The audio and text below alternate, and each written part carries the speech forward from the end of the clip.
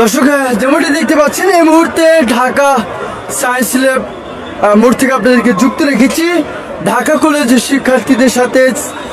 যে science lab CT college রয়েছে সেই সিটি কলেজ শিক্ষার্থীদের সাথে একটি কয়েক দফায় সংঘর্ষ হয়েছে।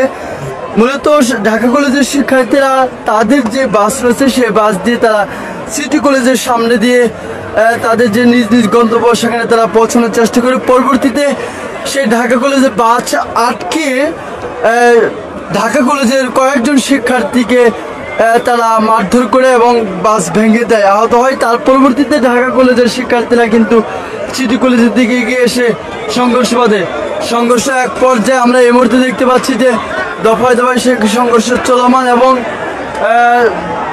এখানে সেনাবাহিনী রয়েছে, পুলিশ রয়েছে, তারা বারবার চেষ্টা করছেন পরিস্থিতি নিয়ন্ত্রণ করার জন্য, কিন্তু কোনোভাবে পরিস্থিতি নিয়ন্ত্রণে আসছে না। আমরা দেখতে পাচ্ছি দুই মুখী দফায় সংঘর্ষ, ইট পাটকেল ছোড়াছুড়ি কিন্তু এখনো চলছে।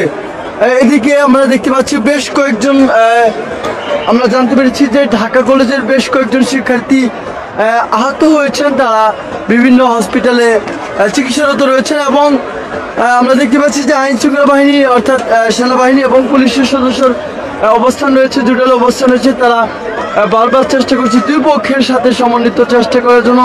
তবে এই মুহূর্তে সংঘর্ষ কিন্তু তীব্রতর চলছে, সংঘর্ষ কিন্তু থামছেই না।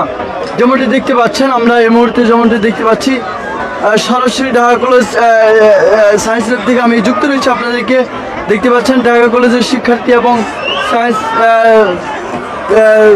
সিটি কলেজের শিক্ষার্থীর মাঝে সেই সংঘর্ষ চলমান। দর্শক আপনারা যেমনটি দেখতে পাচ্ছেন এই মুহূর্তে দফায় সংঘর্ষ হয়েছে। আজকে বেলা দুপুর থেকেই সেই সংঘর্ষ রূপ, এক পর্যায়ে এই সংঘর্ষ